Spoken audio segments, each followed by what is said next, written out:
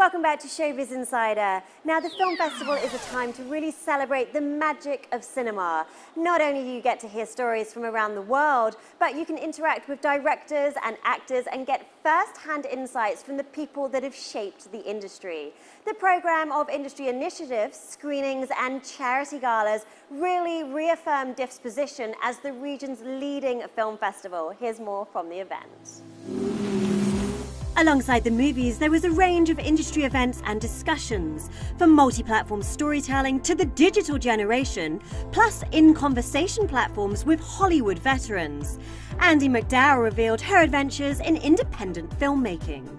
I love independent movies, and when I first started making movies, back in the day when it was really easy because I was young and things were coming to me very easily, I always chose to do an independent movie and then try to do a bigger, like a studio film, because the roles, I think, are often more interesting. The stories are more interesting to me.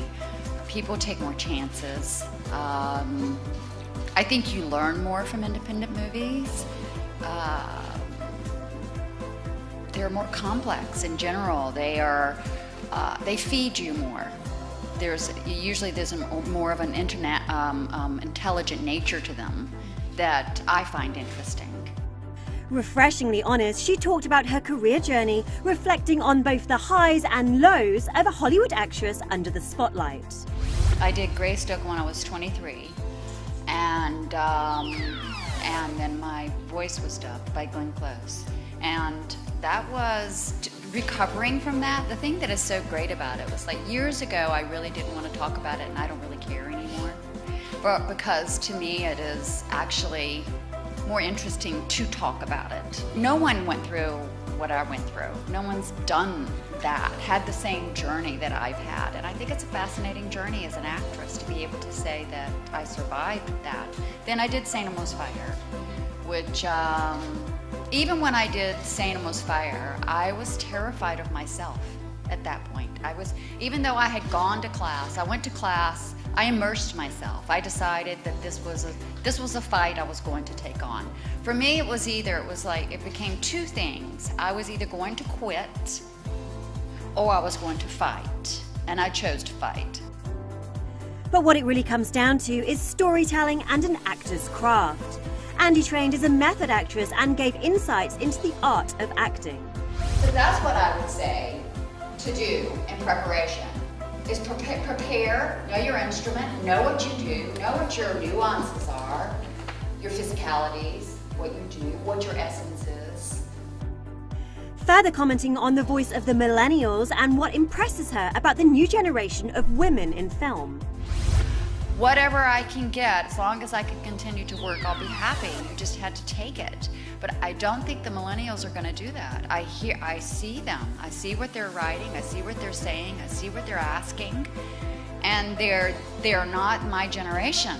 They're not going to be walked on. They're standing up for themselves, which is fantastic, because I want my daughters to have equal opportunities.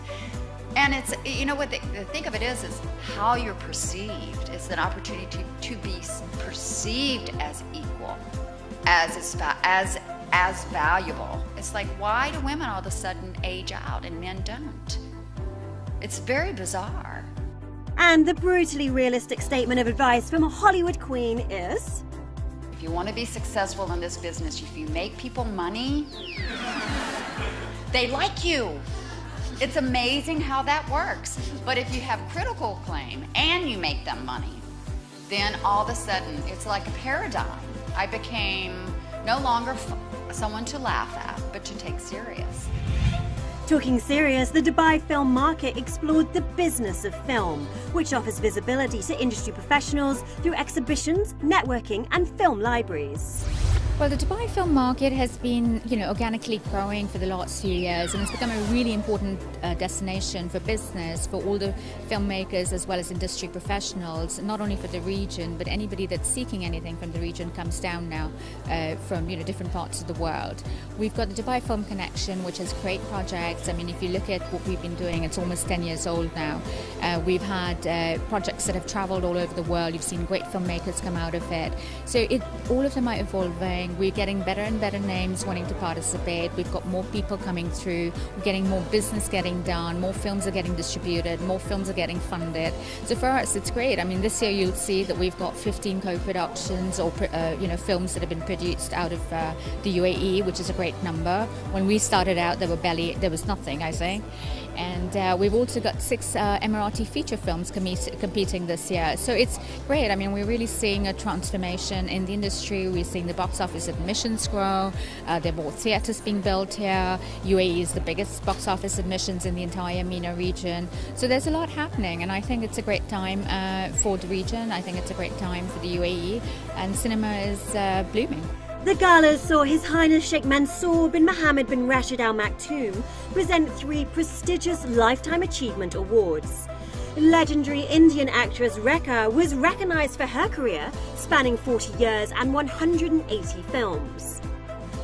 French-Lebanese composer Gabriel Yared added the award to his Oscar, BAFTA and Grammy. And Samuel L. Jackson was honoured for his exceptional achievements in film. An incredible week of cinema and celebrity. A beautiful marathon of film and creativity. Next up, we head to the capital for megastar musicians.